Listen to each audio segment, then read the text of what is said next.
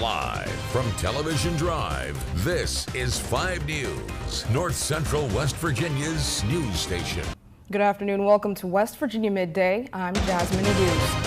We begin the broadcast with breaking news out of Weston. Law enforcement is on the scene of a reported shooting on I-79 at the Weston exit. This all started around 10:45 this morning. A witness told us she was in traffic when a man got out of an SUV and started walking toward her car with a gun.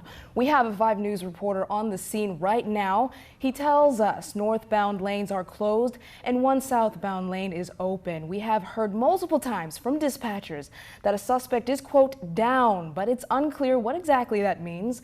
Officials have just confirmed an Upshur County deputy was shot. It's unclear what their condition is as well.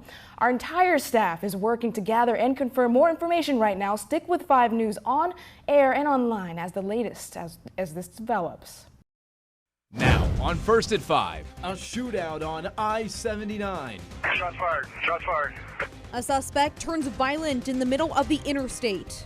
All right, we're behind our vehicles taking cover. Tonight, exclusive videos and images from the scene.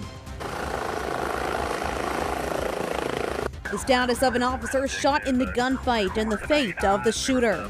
Live from Television Drive, this is 5 News, North Central West Virginia's news station.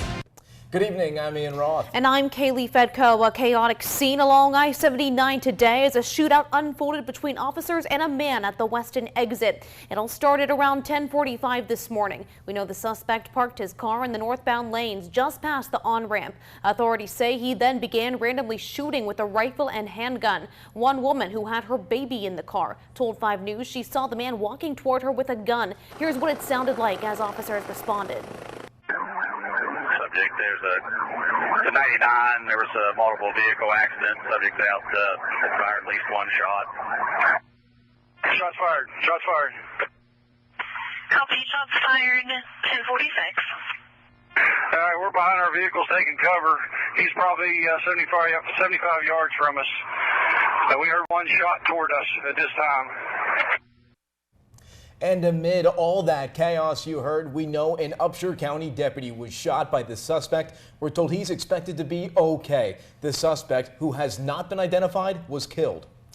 And this is the officer who has been injured. He's been identified as Upshur County Chief Deputy Mike Kaufman. Officials say he was shot in the thigh. We're told he underwent surgery and is now recovering. Governor Jim Justice is asking all West Virginians to pray for Kaufman at this time and called him and all first responders heroes. Again, we're told Kaufman's injuries are not life-threatening.